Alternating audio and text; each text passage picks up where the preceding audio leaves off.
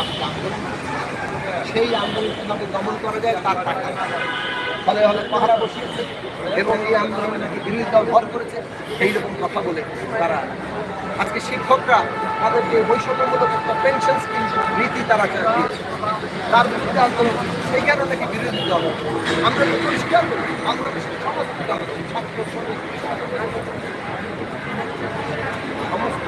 জনগণ আমাদের, আমরা জনগণ, আমরা সমস্ত আন্দোলন করতে আন্দোলনকে তারা ভয় পায়, তারা মনে করেন জনযুদ্ধ হয়ে আহ্বান জানায় এই সমস্ত জনগণের যে দাবি দেওয়া আন্দোলন এবং দেশের যে মর্যাদা জনগণ দেশে ভোটাধিকার প্রতিষ্ঠা প্রতিষ্ঠিত হয়েছে, কাজে ভোটাধিকারের লড়াইটা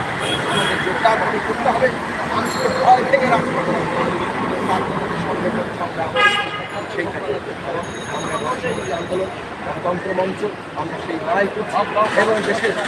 বিএনপি সহ বাংলাদেশের বিরোধী রাজনৈতিক দল যার যার অবস্থান ছাড়ায় অবস্থান আমরা এই এইবার লড়াই সরকার নানা ষড়যন্ত্র করে সাবোটাজ করে আন্দোলনকে নানাভাবে বিভ্রান্ত করে আমন্ত্রণ করে তারা আন্দোলন অনেক চায় এবং তারা হয়তো সাময়িকভাবে কিছু সফলতা, কিন্তু আমাদের জনগণ কাছে বুঝতে হবে সরকারের ষড়যন্ত্র তার সমস্ত ধরনের নকশাকে আমাদেরকে নস্যাৎ করে এবং সেটা নস্যাৎ করেই আমাদের আন্দোলনকে দিতে যতক্ষণ না পর্যন্ত সরকারকে দায় করা যাচ্ছে ততক্ষণ আমাদের লড়াই চলবে। এই লড়াইয়ের নানা কৌশল